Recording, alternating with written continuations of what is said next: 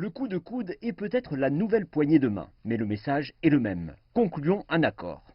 Lors de son premier voyage à l'étranger depuis la pandémie, le ministre chinois des Affaires étrangères Wang Yi a déclaré que la relation Beijing-Rome avait non seulement résisté à l'épreuve du coronavirus, mais qu'elle les avait rapprochés. Et d'ajouter qu'il est maintenant temps de tirer profit de cette nouvelle force.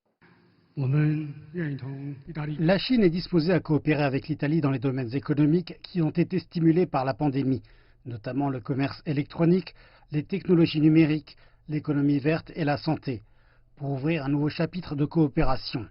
La Chine est la deuxième économie mondiale. L'Italie est une puissance économique majeure dans l'agriculture, la fabrication et l'innovation.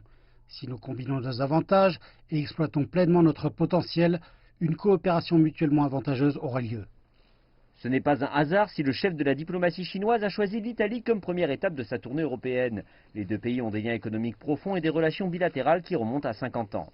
En 2019, l'Italie est devenue le premier pays du G7 à adhérer à l'initiative chinoise Ceinture et Route.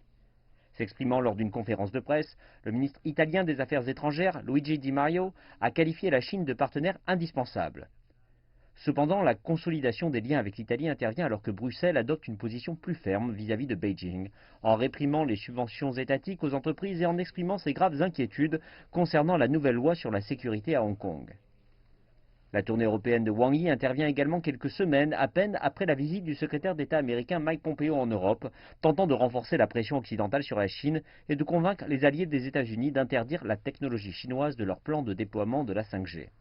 Wang Yi a affirmé que les relations avec l'Union européenne étaient positives, mais qu'elles étaient également endommagées par des forces extérieures, sans identifier ces forces.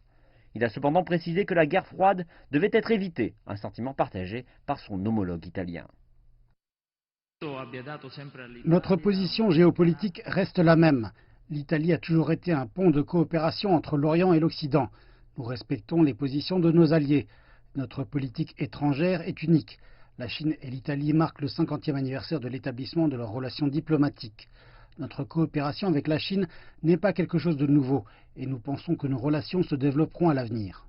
L'Italie est la première étape d'une tournée européenne qui compte 5 pays. Wang Yi se rendra également aux Pays-Bas, en Norvège, en France et en Allemagne. Il rencontrera le Premier ministre néerlandais Mark Rutte et le président français Emmanuel Macron. Ce déplacement vise à consolider et renforcer les relations sino-européennes et préparer le terrain pour un futur partenariat après la pandémie.